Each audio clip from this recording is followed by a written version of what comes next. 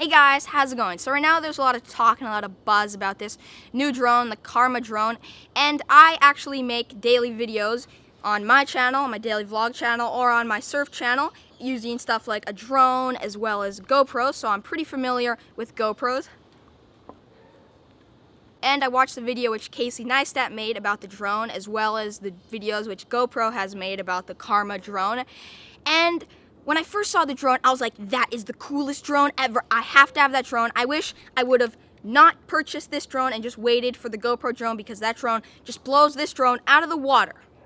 That's what I thought at first. But then after making some observations about the Karma drone, I noticed one single thing, and for this single reason, I'm not going to buy the Karma drone, and I don't really want it for this one reason. But first, let's talk about some of the pretty cool features. So one thing I noticed is because the drone's gimbal is at the front of the drone, it's way slimmer, so that means it can fit in your backpack a lot easier. Also, almost like these arms which hold the propellers, they almost like fold in towards the drone, so it makes the drone a lot more compact. And an advantage about being able to take off the gimbal from the drone is you can attach it to this handle thing which looks similar to this, and you can basically get really stable shots without having to fly the drone. So you can get shots of you running or skateboarding or biking or whatever, and you can also attach it to either a helmet or like the backpack which it comes with. And I really like that feature because I actually want to get like a gimbal stabilizer for my GoPro, but they cost about $300 to $400. But if you get the drone, it comes with the gimbal, so it's a win-win. Also on the controller, it has a built-in screen, so you don't need to have a smartphone, which is kind of cool because then you just need to charge one controller. You don't have to charge your phone and have all these wires and stuff, which is pretty cool because it just folds up and you can toss it in your bag. If you already have a GoPro, then you can just attach it to the drone once you get it because the drone doesn't come with a camera already.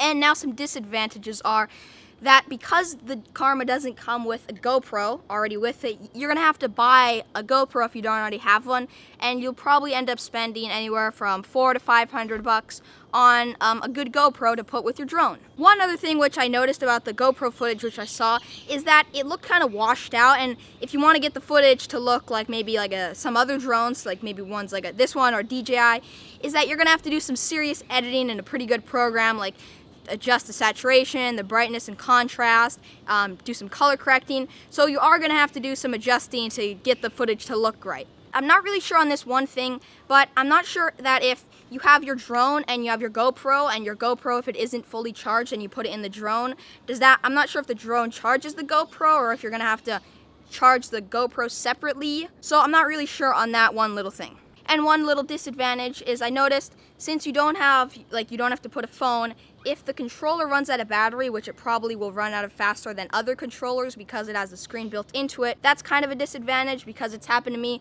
where I forgot to charge my iPhone, so it ran out of battery, but my dad, he had the app on his Android, so I just swapped out the phones and I was able to keep flying the drone. And also, you're stuck with the screen they give you. So with most controllers, you can actually put an iPad or smartphone or any type of size that you like, whichever one you want. Whereas with the GoPro one, you're kind of stuck with the size they give you. And now for the biggest disadvantage of this drone, you can't take it off from your hand. Because of its compact size and folding legs, I don't think it'd be possible to catch and release by hand.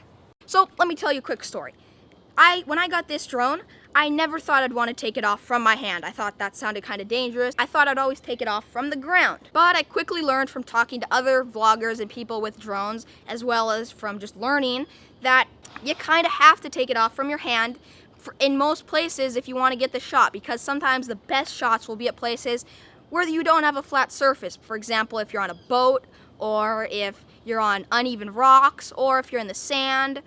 You may be able to take it off from the ground, but landing it is going to be a hassle, and you'll probably end up breaking a ton of propellers because if it's uneven, it'll land and just bust all the propellers. With these drones, you can actually just grab right onto them, or you can grab onto the bottom of them, so it's a lot easier to take off the drone and to catch it to land it. So in the GoPro videos, they showed taking the drone off, the Karma, off of like rocks, but they didn't show landing it because I'm sure it is a lot more difficult to land on the uneven ground than taking it off. And for that one reason, I don't really want the GoPro drone. So just so you know, I wasn't paid or I wasn't given a drone or anything. This was all just from my observations and my opinion. And the reason that I made this video is because whenever I want to buy something, a new product or something, I want to find out as much about it. I do research and stuff, and I made this video because these are some things that most people maybe wouldn't think about.